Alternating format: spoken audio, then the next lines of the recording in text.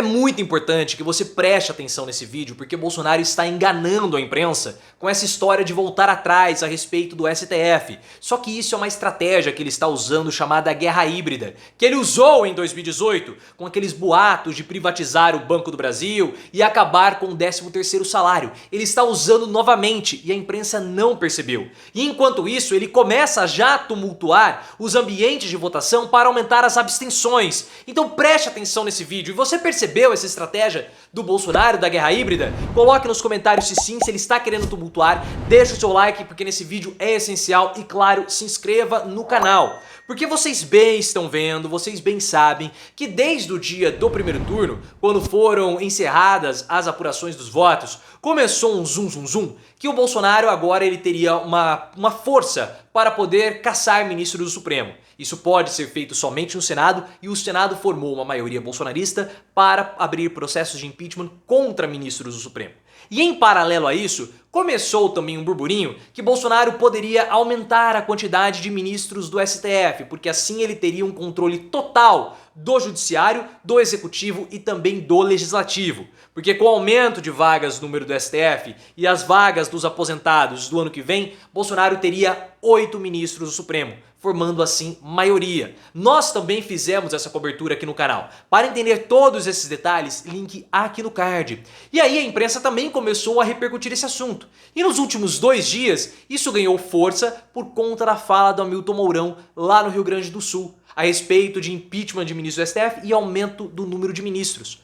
O Bolsonaro veio a público hoje desmentindo aquilo que ele mesmo havia criado, porque ele falou em entrevista que ele poderia sim aumentar a quantidade de ministros do STF caso a corte não baixasse a temperatura. E aí ele veio a público falar o seguinte: não, isso tudo aí é uma mentira da imprensa, não vai aumentar a quantidade de ministros do STF. Só que esse papo do Bolsonaro, pessoal, é uma estratégia chamada guerra híbrida. O que é uma guerra híbrida? É uma tática de combate que não utiliza métodos convencionais de combate. Como, por exemplo, nós vamos atacar pelo flanco direito, pelo flanco esquerdo, com artilharia aérea. Não. A guerra híbrida é a utilização de informações para confundir e para provocar a confusão. Na política, como isso funciona? É disparada uma notícia por um veículo não oficial de imprensa ou por uma pessoa terceira. E aí isso gera todo um burburinho na imprensa e é provocada uma confusão. Nesse caso agora da guerra híbrida do STF, o Bolsonaro se beneficiou com a fala do Hamilton Mourão. Gerou toda uma confusão e aí o Bolsonaro veio a público e pacificou a questão. Então, ao desmentir todo esse burburinho, o Bolsonaro sai fortalecido porque parece que ele tem um controle da situação. Ele cria assim a imagem do pacificador, além de desvirtuar todos os outros assuntos importantes e relevantes que precisam ser discutidos em uma campanha como nós estamos vendo agora. E essa estratégia já foi usada em 2018, porque durante a campanha o Hamilton Mourão falou sobre 13º salário, dizendo que era uma jabuticaba brasileira e que poderia acabar. O Paulo Guedes falou também de privatização do Banco do Brasil. Gerou todo um burburinho naquela época também, eu acredito que você esteja lembrado.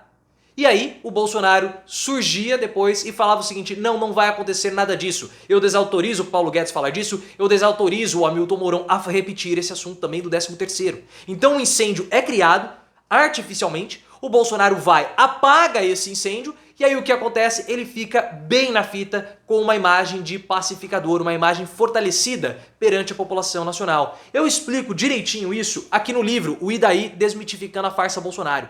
Tem um capítulo só sobre a guerra híbrida e eu tenho uma videoaula, podemos chamar assim, aqui no card, com todos os capítulos do livro, mais uma videoaula só sobre o capítulo de guerra híbrida. Se você quiser entender melhor essa situação, veja esse vídeo que é muito importante que você entenda tudo isso. Porque a confusão que o Bolsonaro está gerando não para por aí. Porque hoje, novamente, Bolsonaro voltou a incitar os seus apoiadores contra as urnas, contra o STF, contra o TSE, melhor dizendo, e também contra todo o processo.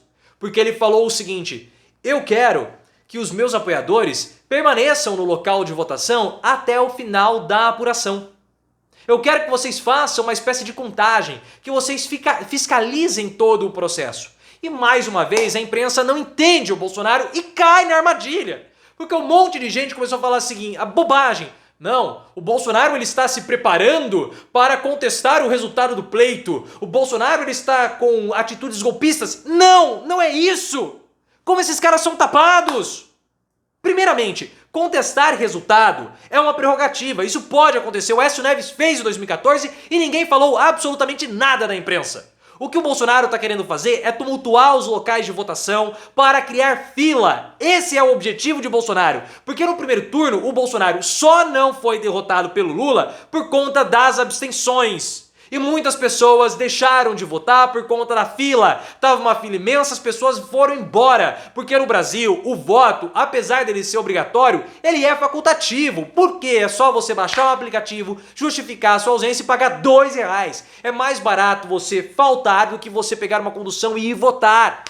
E o que o Bolsonaro quer apostar nesse segundo turno? Em abstenções, principalmente na região Nordeste. Já foi falado pela campanha do Bolsonaro que a estratégia para o Nordeste é ficar em silêncio, não falar absolutamente nada e apostar nas abstenções. O Bolsonaro, ele quer abaixar a temperatura, abaixar o clima da campanha do segundo turno no Nordeste para desestimular as pessoas a irem votar. Porque esse é o objetivo do Bolsonaro, é a estratégia dele no Nordeste. Não votar, aumentar as abstenções, que no segundo turno geralmente elas tendem a ser maiores do que no primeiro. Essa é a estratégia do Bolsonaro, já falei, link aqui no card. Então falar, tumultuar o momento de votação é para criar fila, para criar confusão, para que as pessoas não votem. E a imprensa não percebe isso. Por que você acha que a imprensa não consegue entender Bolsonaro depois de 4 anos? Você concorda comigo que essa é a estratégia do Bolsonaro? Coloca nos comentários e, claro, se inscreva no canal. E essa é uma preocupação da campanha do Lula. A campanha do PT está muito preocupada com as filas que se formaram nos locais de votação.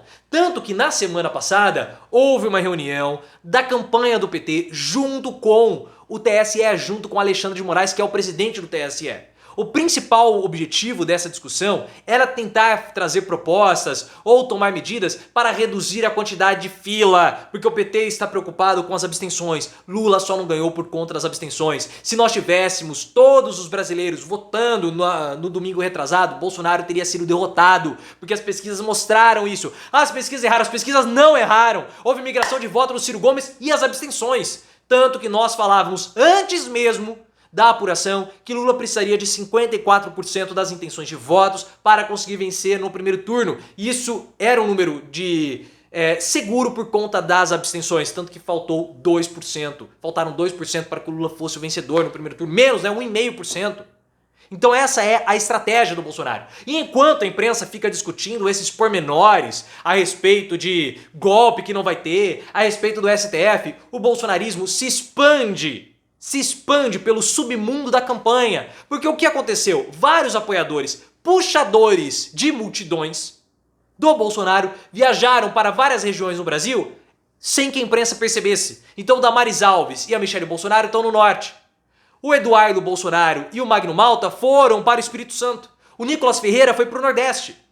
Então eles estão se mobilizando nos bastidores, eles estão se mobilizando enquanto a imprensa não repara nisso. Enquanto a imprensa fica discutindo Bolsonaro, golpismo, STF, o Bolsonaro se move, o bolsonarismo se move. E nós tivemos, já no primeiro dia de liberação do crédito consignado, uma grande quantidade de pessoas que pegou esse dinheiro emprestado.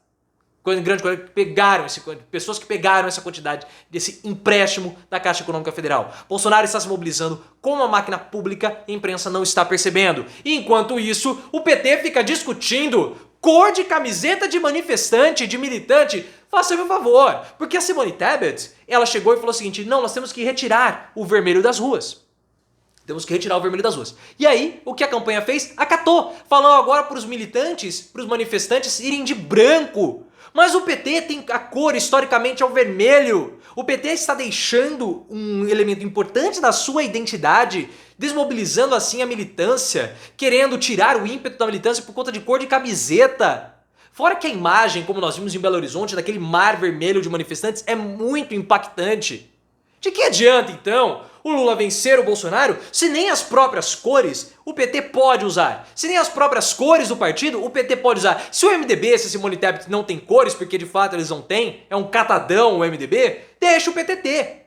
Qual que é o problema disso? Sabe, fica querendo desmobilizar a militância, fica com umas frescuras, igual a imprensa, querer colocar pressão em Lula a respeito de plano econômico. Ah! Por que não fazem a mesma cobrança no Bolsonaro?